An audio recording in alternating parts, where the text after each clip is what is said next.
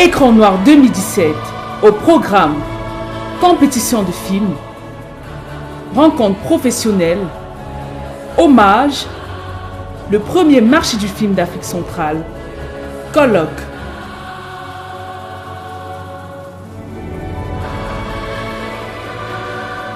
Écran noir 21e édition, du 15 au 23 juillet à Yaoundé et Douala.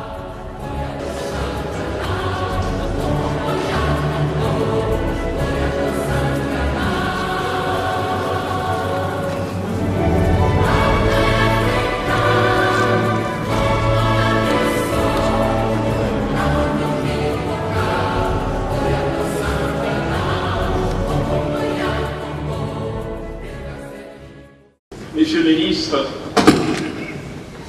Messieurs les ambassadeurs, Excellences, distingués membres du corps diplomatique, Monsieur le directeur général de PD5, Monsieur le délégué général du festival Écran Noir, Mesdames et Messieurs les cinéastes, cinéphiles, hommes de culture et autres professionnels du cinéma et de l'audiovisuel, distingués invités. Ce soir, dans cette salle rénovée du Palais des Congrès, nous célébrons la 21e édition des Écrans Noirs. Le plaisir d'y prendre part, dans la qualité qui me fait vous tenir ce discours ici et maintenant, est immense. Le président de la République, son Excellence Paul Biya, m'a fait l'honneur d'être son représentant personnel, donc son dévoué et défaillant porte-parole. Le plaisir y afférent est d'autant plus immense qu'il m'offre l'agréable occasion de vous adresser en son nom des salutations chaleureuses et aussi de rendre hommage à votre présence éminente et illustre, tout en souhaitant la bienvenue aux festivaliers venus d'Afrique, d'Europe et d'Amérique. Nous sommes là ce soir, rassemblés dans le culte du cinéma. La foi en son utilité et en sa nécessité, et l'ambition de contribuer à sa promotion et à sa valorisation au Cameroun et en Afrique. Nous sommes là, dans l'union des cœurs et la joie du partage, dans le plaisir des retrouvailles et le désir de faire en sorte que davantage triomphe une idée et que prospère un idéal. L'idée d'un festival, lieu par excellence de la convivialité et de la cordialité, de la générosité des enrichissements mutuels et de la fécondité des apports respectifs. L'idéal d'un cinéma qui éclaire nos vies, qui illumine nos cheminements et nos trajectoires, qui enchante nos quotidiens. Un cinéma qui fait tomber les murs et les cloisons entre les hommes, qui rapproche les nations et est au service du bonheur des peuples. Le FESPACO de Ouagadougou, ô combien emblématique de la réussite en matière cinématographique sur notre continent, est à cet égard exemplaire. L'écran d'honneur que nous venons de décerner ce soir à ce festival, en la personne de son délégué général, M. Soma Ardouma, n'est que mérité et nous nous réjouissons de ce qui nous honore de sa présence. Excellences, Mesdames et Messieurs, aujourd'hui, Yaoundé, pour ne pas dire le Cameroun, s'enorgueillit d'abriter un festival dont la crédibilité s'affirme d'année en année, dont le rayonnement international ne cesse de s'affermir au point d'en faire progressivement une référence, une institution, mais aussi une compétition qui permet de promouvoir et de primer l'excellence dans la création et la production cinématographique.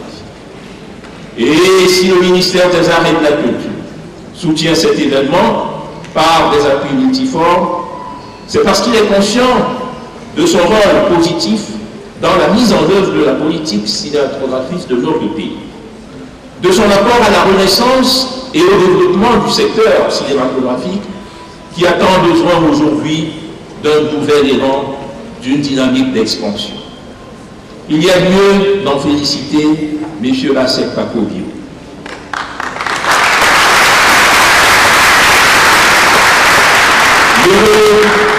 Initiateur et délégué général.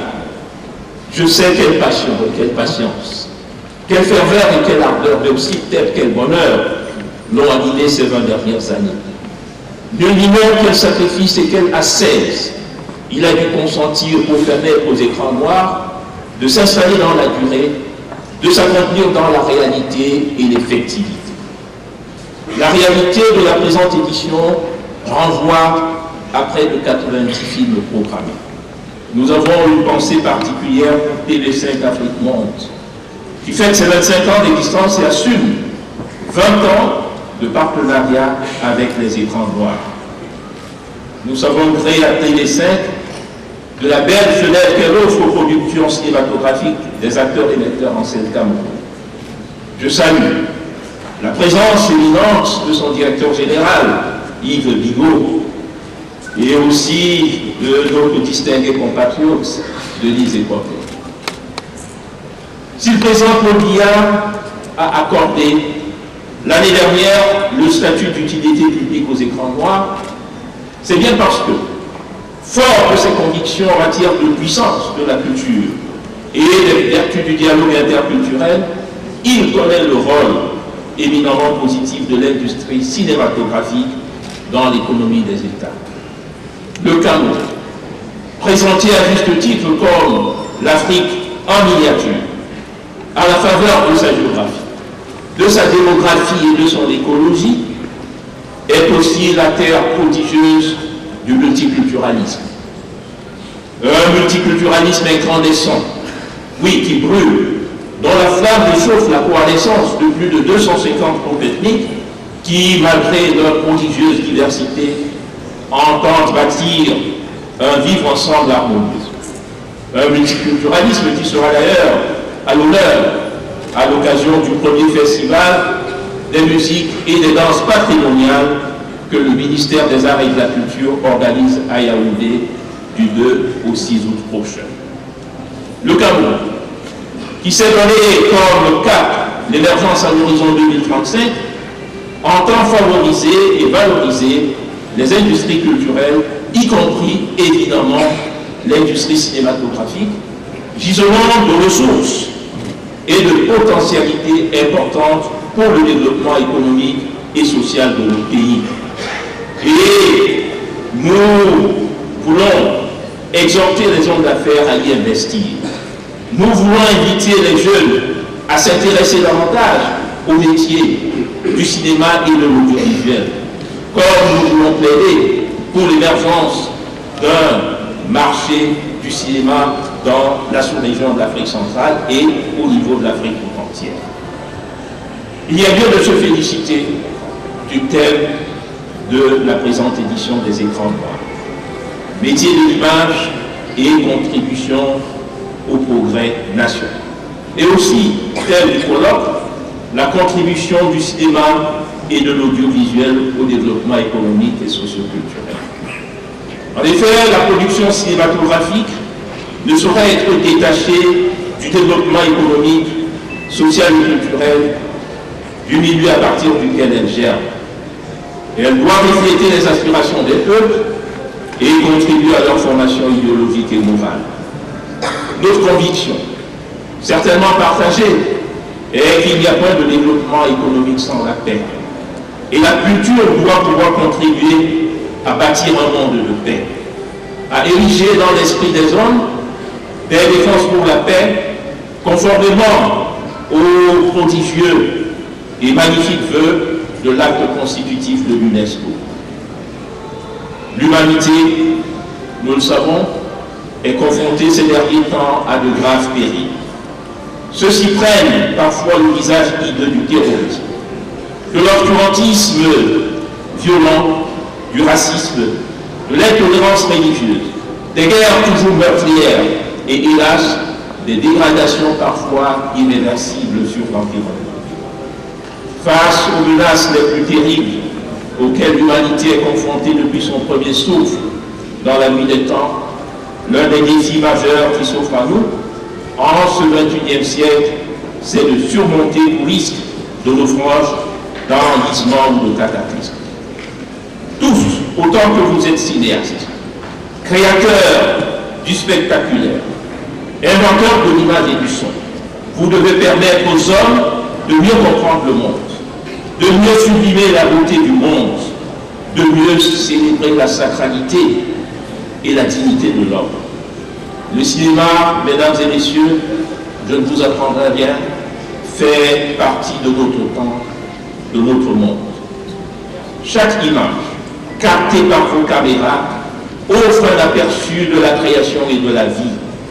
Elle offre un instantané des ébullitions et des émotions qui animent ou marquent le monde, et la totalité du monde, avec ses reliefs, ses forêts, ses vallées, ses océans, ses étoiles, mais aussi avec ses hommes et ses femmes qui, ça et là, aspirent à l'amour et au bonheur.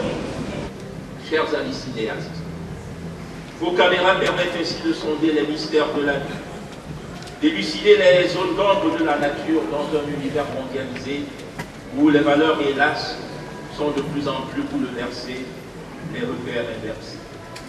Certaines de vos images peuvent être rouges comme le sang, d'autres vertes comme la fertilité de la nature. Certaines peuvent être dorées comme l'éclat du soleil qui, à son zénith, brille pour tous les peuples de la terre.